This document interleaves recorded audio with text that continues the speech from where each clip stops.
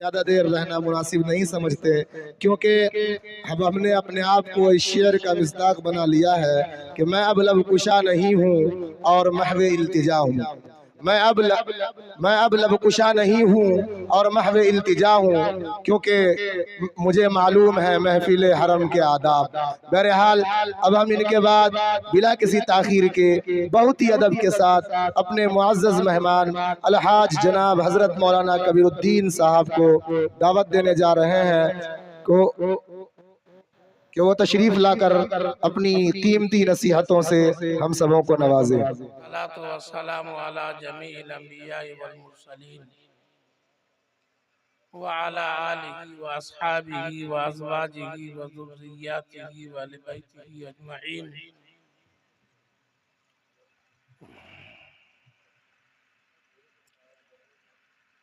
اما بعد، قال اللہ تبارک و تعالی فی القرآن العزیز: اعوذ باللہ من الشیطان الرجیم، بسم اللہ الرحمن الرحیم۔ تبارک الذی بیدہ الملک وہو علی کل شیء قدیر، الذی خلق الموت والحیاة لیبلوکم ایکم احسن عملا، وقال نحن نزلنا الذکر وإنا له لحافظون۔ صدق اللہ العظیم۔ معزز حضرات علماء کرام، سامعین، دوستوں، بزرگوں، دینی بھائیوں، پردہ میں بیٹھ کر سن رہی ہماری بہنوں بیٹیوں،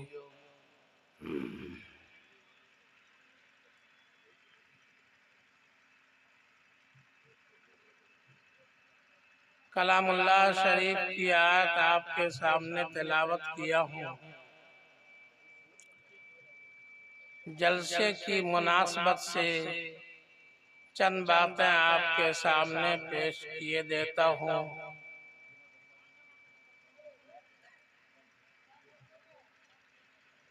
دینی بھائیوں، ہم اور آپ جلسہ منعقد کرتے ہیں، دور دراز سے لوگ سننے کے لیے آتے ہیں، سنتے ہیں، فائدہ اٹھاتے ہیں۔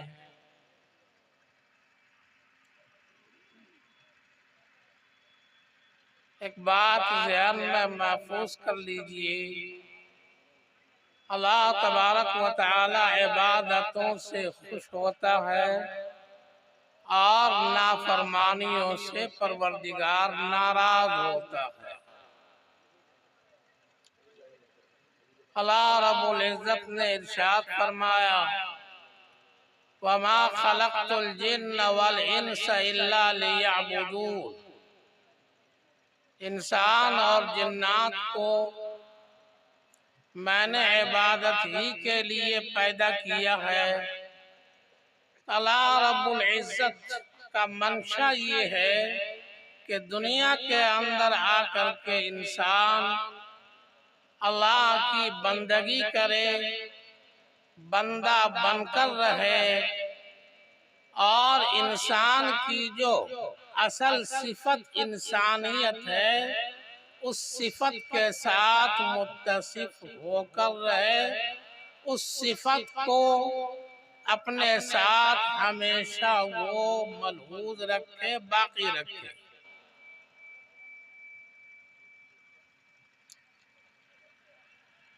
آج انسانوں کی بھیڑ میں انسانیت کی تلاش ہو رہی ہے اور انسانیت نہیں مل رہی ہے۔ حیوانیت تو ہے، انسانیت نہیں ہے۔ اللہ رب العزت فرما برداری سے خوش ہوتا ہے اور ہم نافرمانیوں میں مزہ اڑا رہے ہیں۔ جھوٹ کو کامیابی کا زینہ بنایا ہے، حسد کے اندر زندگی گزر رہی ہے، بے ایمانی میں ہم فخر کر رہے ہیں، کمزوروں کو ستانے میں اور کمزوروں کے اوپر ظلم کرنے میں ہمیں مزہ آ رہا ہے۔ اگر کوئی ایسا ہے جس کے سر میں عقل نہیں ہے، زبان میں بول نہیں ہے، تو ان کی جائیداد کی حفاظت کے لیے ہم انسانوں کو مامور کیا گیا ہے۔ قرآن نے ہمیں تعلیم دی ہے، فقہائے کرام نے ہمیں بتلایا ہے، وہ تمہارا بھائی ہے، عقل سے کمزور ہے، زبان سے کمزور ہے، اس کی جائیداد کی حفاظت کرو۔ ہمارا امتیاز ہے کہ ہم ان کی جائیداد کو اپنی جائیداد میں لوٹ کر کے اسے بالکل مفلس خلاص محتاج بنا دیں۔ میں نے جو آیت آپ کے سامنے تلاوت کی ہے، تبارک الذی بیدہ الملک،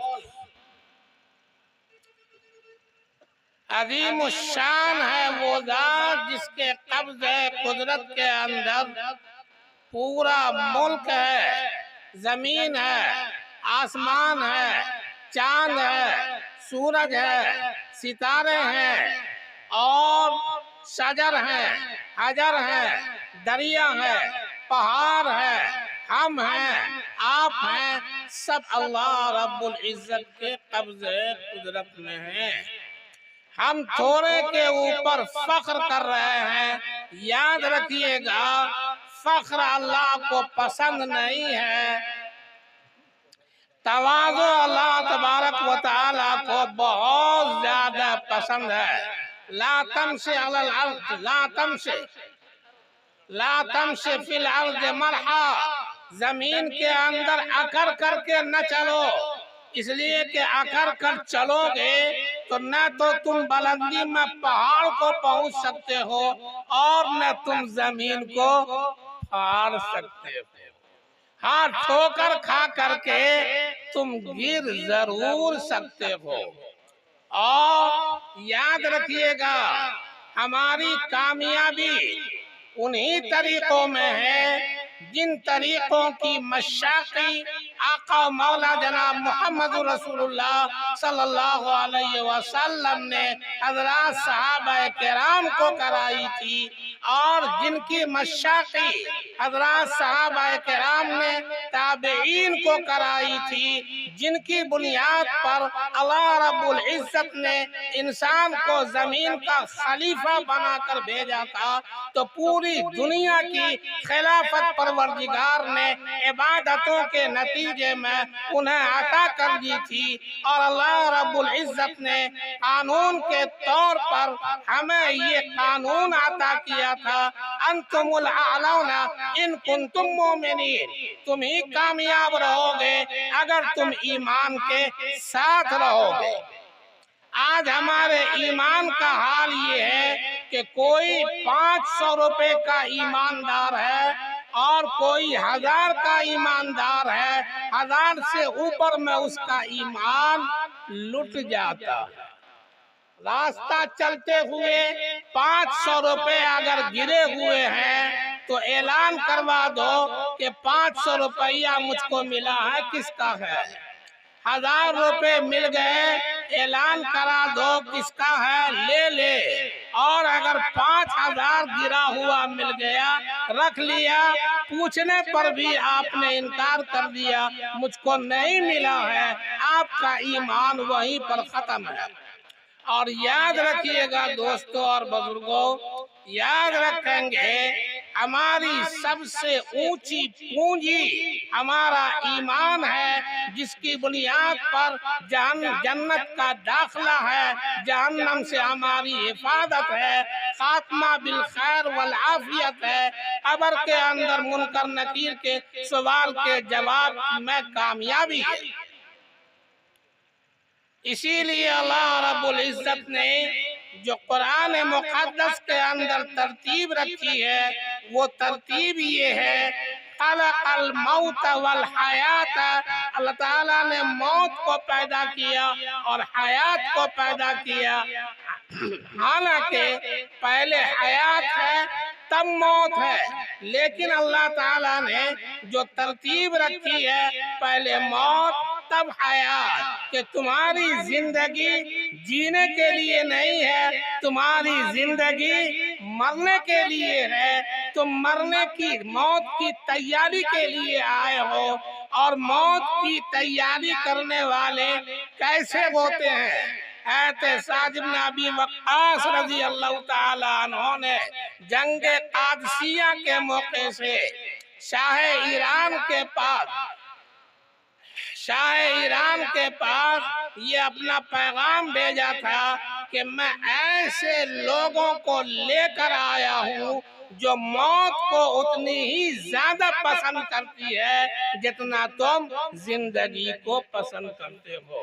تو ہم تو موت کی تیاری کے لیے آئے ہیں، اور موت کی تیاری کرنے والا کبھی کمزور نہیں ہوتا ہے، ہمیشہ طاقت میں ہوتا ہے، اور موت کی تیاری کرنے والا اپنا حق لے لیتا ہے، حق کی بھیک نہیں مانگتا ہے۔ اور یاد رکھیے گا دوستو اور بزرگوں، جب ہمارے اعمال بگڑیں گے تو ہمارے اوپر ظالم بادشاہ مسلط کر دیا جائے گا، اور جب ہمارے اعمال بگڑیں گے تو ہمارا سماج بگڑے گا، ہمارا معاشرہ بگڑے گا، ہمارا گھر بگڑے گا، ہمارے بھائی بگڑیں گے، اور سب سے عظیم نعمت جو اللہ تبارک و تعالی نے یہ کیا کر دیا ہے، الا بذکر اللہ تطمئن القلوب، اطمینان قلب ہمارا ختم ہو جائے۔